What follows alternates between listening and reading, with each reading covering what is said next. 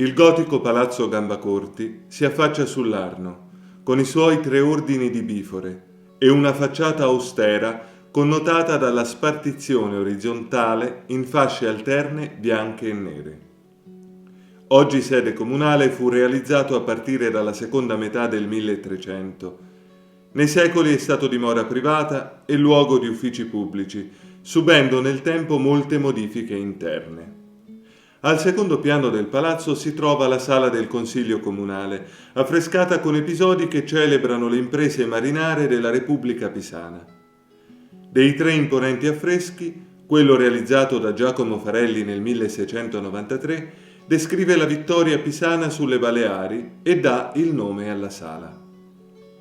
Dando le spalle alla finestra, vediamo narrata sulla parete alla nostra destra l'impresa contro la Sardegna, sulla centrale la conquista di Gerusalemme nella prima crociata e a sinistra la vittoria sulle Baleari del 1113-1115, l'ultimo grande sforzo militare della città nel Mediterraneo islamico. Viste dalla prospettiva di un pisano del Seicento, queste 3 vittorie potevano sembrare altrettante tappe di una gloriosa espansione.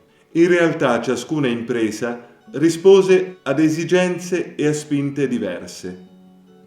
L'eliminazione dalla Sardegna del re saraceno Mujahid, condotta insieme a Genova all'inizio dell'XI secolo, rispose principalmente al bisogno di eliminare una pericolosa minaccia che si era installata nel cuore del Tirreno.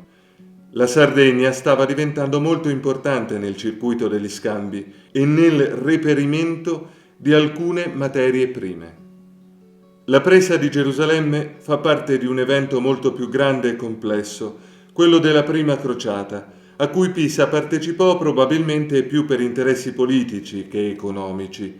Non a caso il suo arcivescovo, Daiberto, fu nominato primo patriarca della Gerusalemme liberata.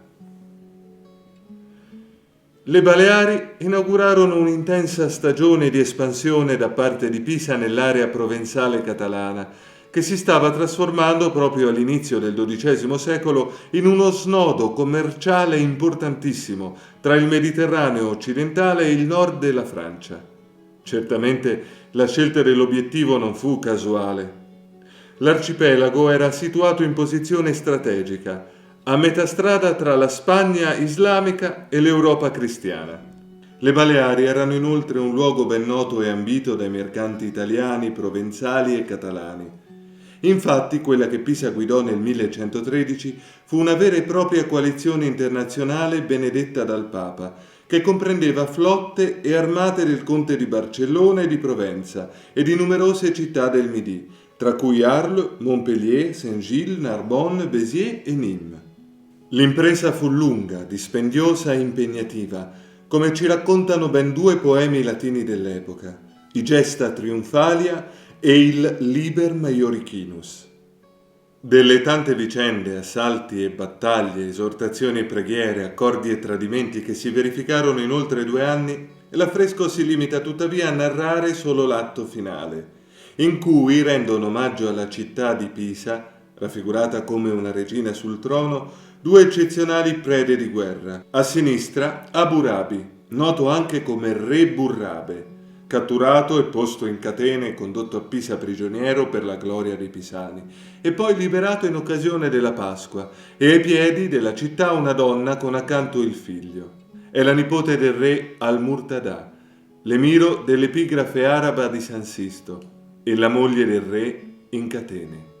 Costei, con un fratello e un figlioletto, venne spontaneamente a Pisa con l'esercito pisano e ivi, rinunziando al paganesimo, prese con il suo piccolo figlio un nome cristiano. La storia della regina di Maiorca, preda di guerra convertita, il cui epitaffio si trova esposto sulla facciata del Duomo, chiuse l'epopea delle imprese militari pisane anti-islamiche. Alla metà del XII secolo Pisa aveva forse raggiunto l'apice della sua potenza mediterranea e parve rendersi conto che rivestire il ruolo di tutore dei cristiani nel Mediterraneo non le portava più buoni frutti, anzi, in qualche caso poteva risultare persino dannoso rispetto a quanto poteva ottenere con la diplomazia e i commerci. Non sappiamo ancora come il ceto dirigente pisano sia arrivato a questa conclusione. Sta di fatto che terminò bruscamente negli anni 30 del XII secolo ogni produzione poetica tesa a esaltare Pisa come seconda Roma e a fare da cassa di risonanza dell'idea di crociata. Contemporaneamente si moltiplicarono i trattati con i regni del mondo islamico posti lungo il Mediterraneo. A dipingere i tre affreschi fu chiamato nel 1693 da Cosimo III de' Medici Giacomo Farelli, un pittore romano molto attivo a Napoli, la cui opera pisana è stata sottoposta a un recente restauro.